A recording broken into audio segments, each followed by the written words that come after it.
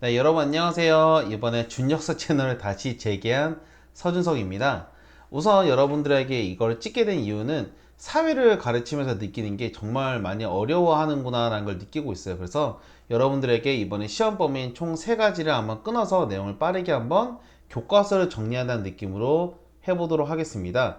제일 첫 번째 파트는 자원을 둘러싼 경쟁과 갈등인데, 총 여기 3가지의 단원이 나와 있죠. 그래서 하나, 둘, 셋 여기 나와 있는데, 여러분들이 요거를 하나하나 뜯어가면서 내용을 한번 살펴보도록 할 겁니다. 참고로 이번에 시험 문제는 총 24문제가 제출되었고, 24문제 중에서 전부 다 객관식으로 시험 문제 나올 겁니다. 그리고 여러분들은 4점과 5점으로 시험 문제가 배점이 될 거기 때문에 여러분들이 시험 문제를 잘 풀게 되면 아마 좋은 점수를 받지 않을까 싶어요. 자, 그럼 내용으로 본격적으로 한번 들어가 보도록 합시다. 자원의 특성과 자원 갈등. 예전에 제일 처음에 아마 이런 식의 있는 내용 한번 본 적 있을 텐데, 우리가 기억할 만한 단어는 딱 이거예요. 자원. 자원이 뭐냐? 쉽게 생각하면 뭐 석유, 석탄 같이 뭔가를 이제 사람들에게 이제 도움이 될 만한 어떤 자연적인 특성을 말하게 되는데, 우선 여기 있는 자원 같은 경우에는 지구상에 참 평범하지 않게 안타깝지만 모두에게 골고루 분포하지 않습니다. 그래서 이 자원이라는 것 자체는 기본적으로 이제 3가지의 특성을 가지고 있다고 볼 수 있어요. 교과서에 보게 되면 총 하나, 편재성, 유한성, 가변성.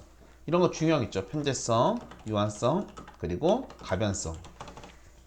특징이나 내용과 같이 읽어두면 되는데, 편재성은 자원이 어느 일부 지역에 분포한다. 그리고 유한성은 자원이 매장량에 한정되어 있다.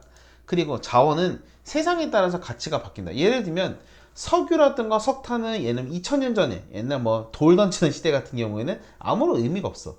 그렇지만 이제 지금같이 공장을 돌리는 입장에서는 석유와 석탄이 아주 결정적으로 중요하다는 뜻이에요. 가치가 변한다. 한계가 있다. 한자예요. 편재성, 어느 쪽에 치우치게 된다. 이렇게 내용을 정리하면 될 것 같습니다.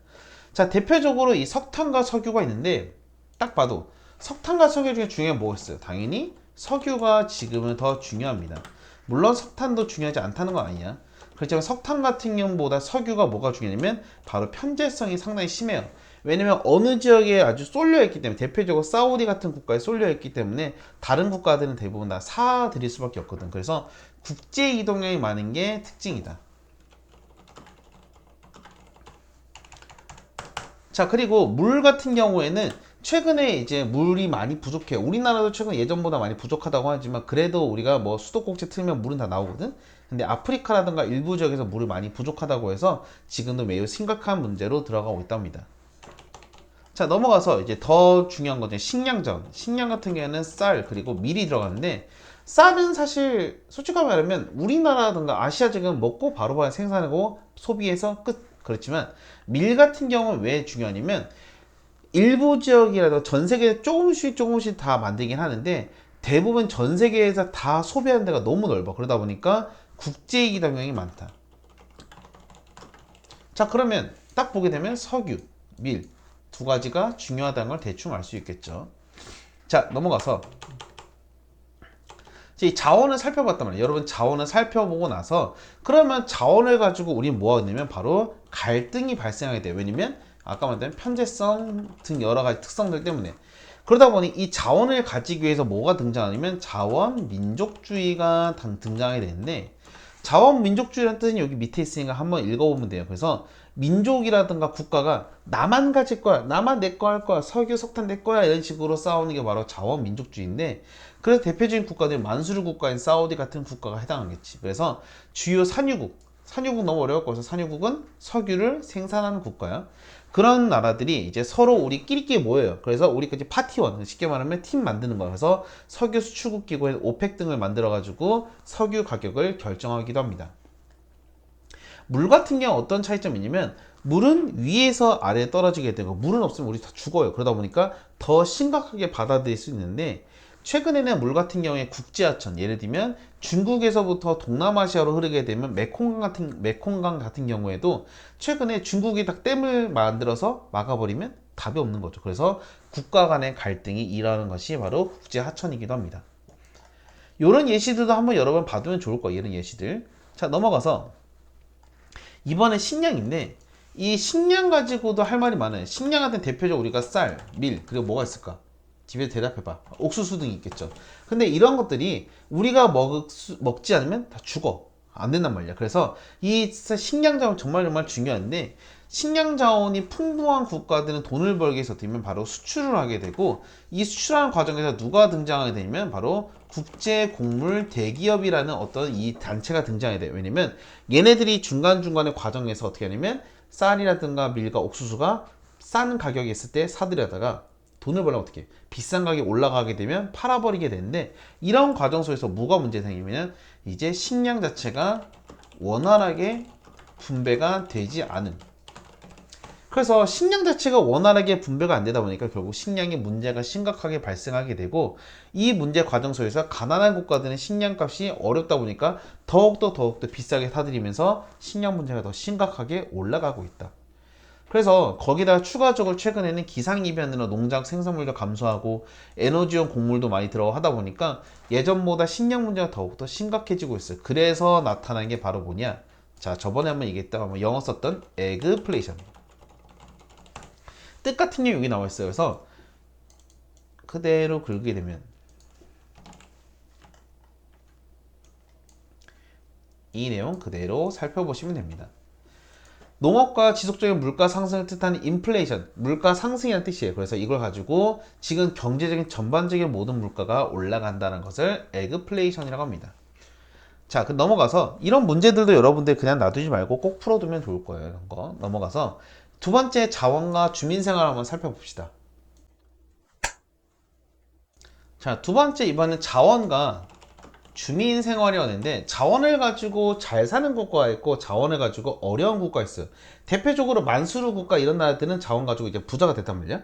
근데 어떤 국가들은 자원이 많음에도 불구하고 가난하거나 어려워하는 국가가 있어요. 왜 그런지 이유를 살펴볼 건데, 사실 이 내용들 여러분 다 읽어보면 좋긴 좋지만 여기 내용보다 더 개인적으로 중요한 거는 자원을 가지고 어려워하는 국가들은 그 이유가 무엇인가 살펴볼 필요가 있어요. 우리나라도 해당되는 얘기거든. 우리나라 물론 자원이 풍부한 건 아니지만 자원을 잘못 컨트롤하게 되면 어려워질 수 있어요. 한번 그 예를 보게 되면 대표적으로 이제 자본이 부족하고 자원을 개발할 기술 수준이 낮은 경우, 그리고 인식도 낮고 서로 가지를 특히 충돌하면서 어려워지는 경우가 많은데, 이런 과정 속에서 어려워하는 국가들 한번 보게 되면 콩고라든가 여러 국가 있으니까 한번 살펴보면 되고, 특히 그래서 이런 상황에서 어려워하는 국가가 저번에도 강조했는데 콩고라는 국가가 있어요. 왜 그러냐면 콩고 같은 경우에는 안타깝게도 세계에서 가장 많은 콜탄이라는 광물이 있습니다. 저번에 한번 얘기했는데 이 콜탄이라는 건 뭐냐면 핸드폰을 만들 때 진동 기능을 만들어주는 중요한 광물이야. 근데 이 광물이 지금 거의 다 콜탄이 이제 콩고 민주공화국에 있다 보니까 안타깝지만 이거를 가지고 서로 여러 사람들이 다투게 되면서 상당히 낮은 임금으로 노동자들이 일을 하고 있어요. 그래서 자원의 저주라는 말이 들릴 정도로. 반대로 자원이 최근에 뛰면서 성장한 국가가 있는데 이게 바로 노르웨이 같은 경우인데, 기본적으로 물론 북극해 지역에 있는 이제 석유가 나오게 되면서 아싸 부자가 되긴 했지만, 그럼에도 불구하고 나름대로 기본적인 사회적인 인프라 자체가, 그러니까 사회적인 모든 기반 시설이 마무리되면서 부자가 된 거야. 그러다 보니 노르웨이는 마치 준비된 사람이 달리기 해서 1등한 것처럼 준비가 되지 않으면 자원이 있어도 망한다는 걸 보여주는 게 안타깝지만 콩고 같은 경우예요. 넘어가서 그런 자원의 이동, 요거는 사실 선생님이 그냥 간단하게 얘기했으니까 쭉 한번 보기만 보면 될 것 같고, 이런 문제는 꼭 풀어보세요. 자, 넘어가서 자, 그러면 이제 지속 가능한 자원 같은 게 뭐가 있냐. 우리가 쉽게 생각하면 자연을 가지고 얻는 에너지 말입니다. 대표적으로 자, 석으로 시작한 석탄, 석유, 이 친구들은 아니야. 얘네들은 자연에서 나오긴 하지만 얘네들은 언젠가 쓰고 하게 되면 없어지고 사라지게 될 거예요. 그런데 이런 석탄과 석유 말고 평생 동안 우리 하늘에 있는 게 뭐가 있어? 햇빛이 있을 거고 바람도 있을 거고 물도 있을 거고, 이런 자원을 가지고 만드는 게 바로 지속자 가능한 자원인데, 교과서 나오면 이 내용들이어서 이 내용들 한번 쭉 읽어보면 될 것 같고, 여기 있는 그림까지 같이 연결해서 잘 보세요. 그래서 수많은 에너지가 있는데 그 중에서 조금 여러분들이 강조할 만한 거란 뭐냐면 바로 최근에 등장한 생물체를 활용한 바이오 에너지. 전에 농담을 했지만 똥방귀 같은 거야. 그리고 조차란 말은 뭐냐면 조차는 쉽게 말하면 밀물과 썰물의 높이 차이를 이용해 가지고 들어오는 걸 가지고 동력기를 돌려서 이제 쉽게 에너지를 만드는 건데, 우리나라에선 서해 쪽에서 많이, 서해 쪽, 서해 동해 남해할 때 그 서해에서 많이 지금은 생산하고 있다고 합니다. 자, 그러면 왜 이런 에너지 자꾸 하게 되냐? 결과적으로는 에너지가 없어져서 그래요. 석유나 석탄은 언젠가 사라지게 될 거고. 그래서 미래의 자원을 확보한다는 면에서 매우 중요한 에너지가 바로 지속 가능한 자원인데, 안타깝지만 이 자원이 한계점도 꽤 큽니다. 지금 보게 되면 8대 2 정도밖에 안 된단 말이에요. 이 8대 2가 왜 나타나게 되냐면, 사실 신재생 에너지는 여러 가지 문제점이 많아요. 언젠가는 많이 개발이 되겠지만 아직까지는 화석연료, 석탄과 석유보다는 저장과 이런 게 수송이 어렵고 대량 생산도 어렵고 경제성도 낮습니다. 그래서 이런 문제들을 해결하기 위해서 아직은 갈 길이 엄청 많아요. 뭐 최근에 예를 들어 저 전기차 같은 거 있잖아요. 전기차도 최근에 많은 기술이 개발됐지만 최근에 여러 가지 문제가 많이 발생하는 것처럼 기술 개발에 따른 여러 가지 문제점도 있기 때문에 앞으로 가야 할 길이 아주 많은 게 바로 아직까지는 지속 가능한 자원 개발이에요. 대표적인 예시가 여기는 조력발전인데, 사실 조력발전이 전 세계적으로 많이 하려고 노력은 하지만 가장 치명적인 건 돈이 없어요. 돈이 없고, 이 조력발전은 아무 데서나 만들 수도 없습니다. 보게 되면 여기 단점이 있네. 조차도 커야 되고 쭉쭉쭉 나와 있어서 경제성도 떨어지고 효율성 떨어진다. 그럼에도 이걸 자꾸 하려는 이유가 뭐냐면 무한해. 파도는 평생 쳐줘. 평생. 거기에다가 동력 에너지 만드는데 특별하게 돈이 더 추가적으로 들진 않고, 마지막으로 중요한 거는 계절의 영향도 안 받으면서도 발전량을 1년 동안 얼만큼을 생산할지를 예측할 수 있어요.